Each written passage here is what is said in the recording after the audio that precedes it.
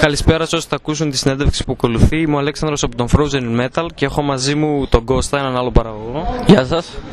Είμαστε στην ευχάριστη θέση να πάρουμε συνέντευξη από τον Γιώργο Κόλια, τον drummer τον Nile. Καλησπέρα Γιώργο. Καλησπέρα, τι κάνουμε? Μια χαρά, εσύ. Λοιπόν, ας περάσουμε στην πρώτη ερώτηση. Πώς αισθάνεσαι που βρίσκεσαι μαζί με τους Creator και τους Morbid Angel και παίζετε μαζί και κάνετε tour?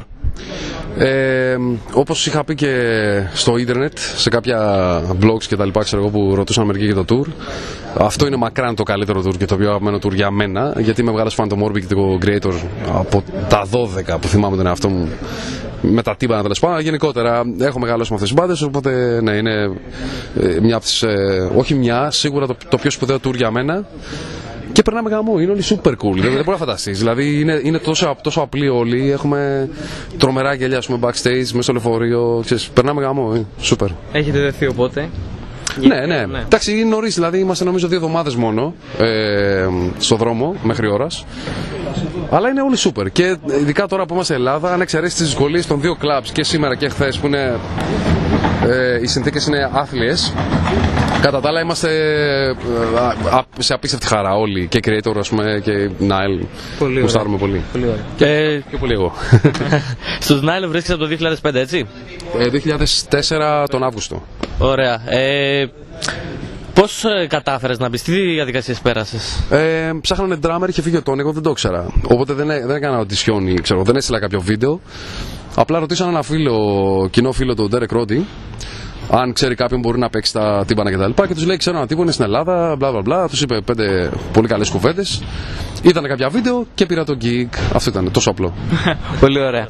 Ποια είναι η γνώμη σου για τον τελευταίο δίσκο που βγάλετε με τον Nile και ποια είναι οι διαφορές του με τους προηγούμενους δίσκους? Για μένα είναι ο καλύτερος Nile δίσκος. Και αυτό είναι λίγο κλισέ που λένε όλες οι μπάντες, αλλά θα σου εξηγήσω γιατί.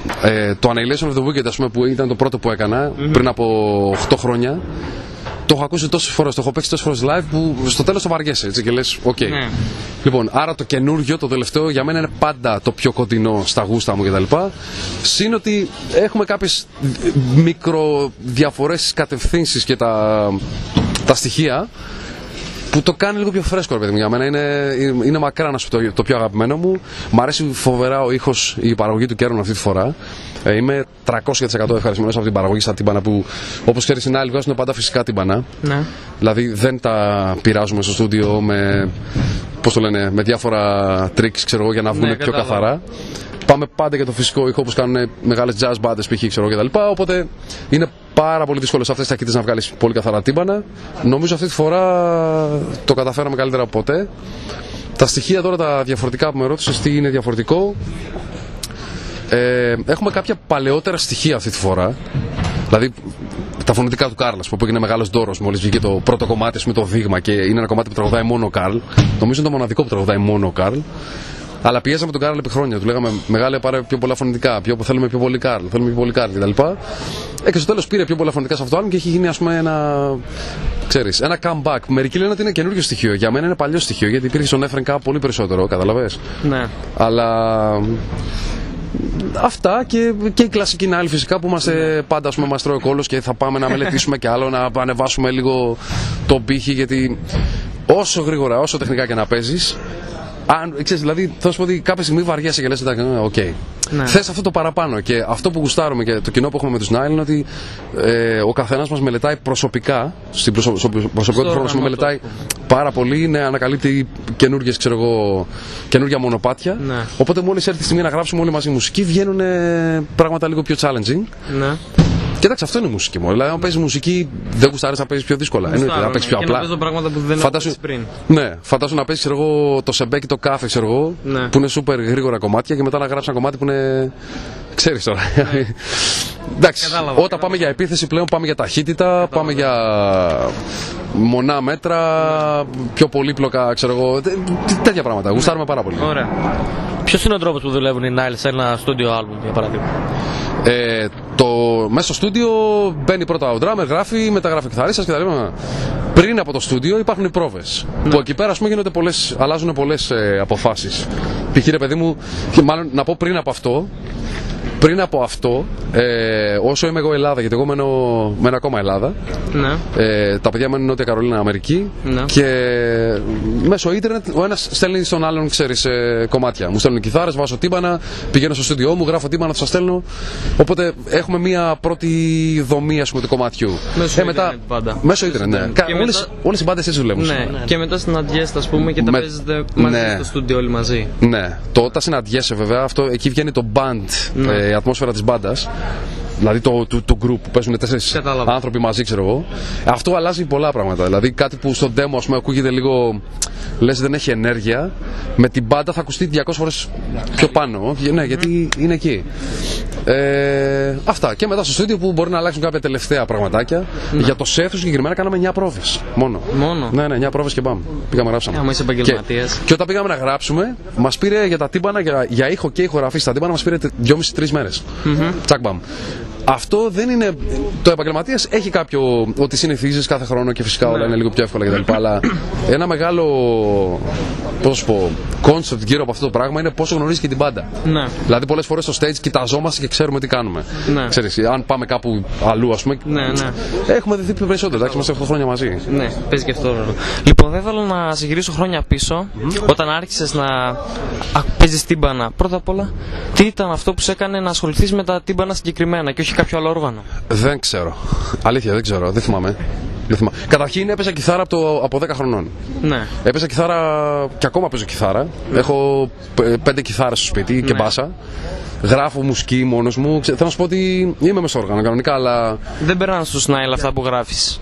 Για τους Νάιλ δεν τολμώ να γράψω ριφ. Δεν θέλω. Μου λέει ο Κάρλ πολλές φορές, μου λέει φέρε τίποτα γιατί αυτά που γράφω του αρέσουν. Ναι. Γιατί τα έχω κάνει post online και δεν σου κάποια demo. Αλλά δεν θέλω μόνο. Θεωρώ ότι το level το Nile, το κιθαριστικό level είναι χιλιόμετρα μακριά από μένα. Τι να γράψω εγώ τώρα. Και οπότε έπαιζα κιθάρα, αλλά για κάποιο λόγο, ας πούμε. Ασχολήθηκες με τα τυμπάνα. Έκανε το κλικ, ας πούμε. Ήξερα ότι θέλω να ξεκινήσω τα τυμπάνα για κάποιο λόγο. Γιατί σου λέω δεν είχα φίλους που είχαν drum set κτλ. Αλλά και όταν πήρα το drum set δεν είχα κάτσει ποτέ σε drum set να παίξω. Αλλά ήξερα ότι το θέλω. Ωραία. Το θέμα είναι ότι. Δεν ξέρω. Κατάλαβα. Είναι αποδεκτό. Πώς απέκτησες? Από το πήρα το παντρεύτηκα. Λέω αυτό είναι. Ναι. Ήταν γραφτό κάπως έτσι. Πώς απέκτησες τα πρώτα σου drums? Δούλεψα γι' αυτά. Δούλεψες? Ναι, δούλευα από 6-7 χρονών. 6-7 χρονών. Ναι, με έπαιρνε με τον παππού μου και τα λοιπά σε κάποιες αγροτικές δουλειές, ξέρεις. Κοιτάξτε, τώρα σε μια μέση οικογένεια, ας πούμε, δεν είχαμε ποτέ φράγκα, ας πούμε, τίποτα. Οπότε αναγκαστικά έπρεπε, αν μη τι άλλο, όπως σε μερικά παιδάκια λένε, ας πούμε, αν φέρεις καλούς βαθμούς, εγώ οι βαθμούς κατά, ας πούμε, όλη μέρα μουσική. Οπότε τουλάχιστον πρόσφερα με άλλους τρόπους και μια μέρα με πήρε ο πατέρας μου και πήραμε την μπάνα, ας πούμε, και από εκείνη τη μέρα κόλλησα. Και μάλιστα πρόσφατα μιλάγαμε γι' αυτό με τον πατέρα μου, γιατί είχαμε μια τιμητική εκδήλωση στην Κόρινθο, με τίμησε πόλη, το οποίο ήταν κάτι απίστευτα. Πώς να σου πω, η καλύτερη μέρα της ζωής μου ήταν. Ναι, κατάλαβα. Και ήταν ο πατέρας μου εκεί, ας πούμε, οι γονείς μου και μιλάγαμε γι' αυτό. Ξέρεις, είχε πλάκα. Αλλά ναι, αυτό. Ήταν ακριβά ρε. Δηλαδή τώρα βλέπω ότι έχει πέσει ο ανταγωνισμός με τα όργανα και πολλές εταιρείες κινέζικες κυρίως προσφέρουν ένα drum set το οποίο μπορεί να είναι μάπα, ας πούμε, ηχητικά. Αλλά τι σε νοιάζει, δηλαδή. Εμένα δεν θα με νοιάζει. Και το πρώτο σου μάπα πρέπει να ήταν. Ήτανε μάπα, ήταν ένα σάμα κάτι, ξέρω. Το κράτησα ένα χρόνο, μετά πήγα στην Pearl. Πήγα ένα Pearl και τότε εκεί κόλλησα με την Pearl, που είμαι ακόμα και σήμερα με την Pearl.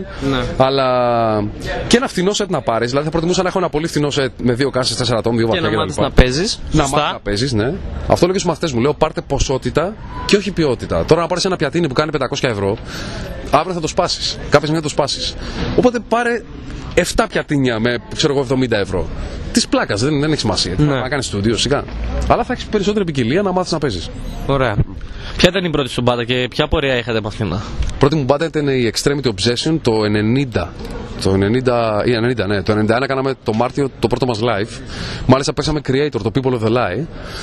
Και έχει πλάκα, ας πούμε, γιατί το λέγα στο Millet τις προάλλες. Σε αυτή την μπάντα έγραφα και μουσική. Μετά το 95 άρχισα να τραγουδάω κιόλας. Έπαιζα τύμπανα και τραγουδούσα στα live. Νομίζω ότι ήταν πάρα πολύ καλή μπάντα. Απλά τώρα στην Κόρινθο το 90 τι να κάνεις. Σωστό. Το χάσαμε. Πάει. Ναι. Κάναμε κάποια demo εκεί πέρα κτλ. Κάποιες εταιρείες στο εξωτερικό μας πρόσφεραν κάτι συμβόλαια του κόλλου. Έμπηκαν φαντάρι μετά. Το χάσαμε. Λοιπόν, παρακολουθείς καθόλου την ελληνική σκηνή στις μέρες μας? Όχι τόσο όσο παλιότερα. Δηλαδή παλιότερα ήξερα κάθε μπάντα στο underground, αλλάζαμε demos, κάναμε τέτοια πράγματα. Τώρα δεν πολύ ξέρω. Αναγκαστικά πολλές φορές πηγαίνω να δω κάποιο live, θα δω κάποια ελληνική μπάντα. Αν δεν την ξέρω, θα έχω γνώμη κτλ. Είμαι μεγάλος φαν των Terrordrome, να ξέρετε. Ναι, τους ξέρουμε. Τους οποίους τους είδα. Εντάξει, το Σάκη το ξέρω χρόνια, είμαστε φίλοι. Γαμό, έχω ακούσει CD, πάντα μου άρεσαν οι Terrordrome κτλ. Αλλά τώρα πρόσφατα τους είδα live και. Ξέρεις, κατουρήθηκα πάνω μας. Λέω Παναγία μου. Μπαντάρα είναι αυτή. Είναι μπαντάρα. Δεν υπάρχει τέτοια μπάντα στην Ελλάδα. Για extreme metal δεν υπάρχει. Ναι, και παίζουμε Terrordrome στο σταθμό μας. Ναι, συγκεκριμένα. Μ' αρέσουν και εμένα και τους βάζω πολύ.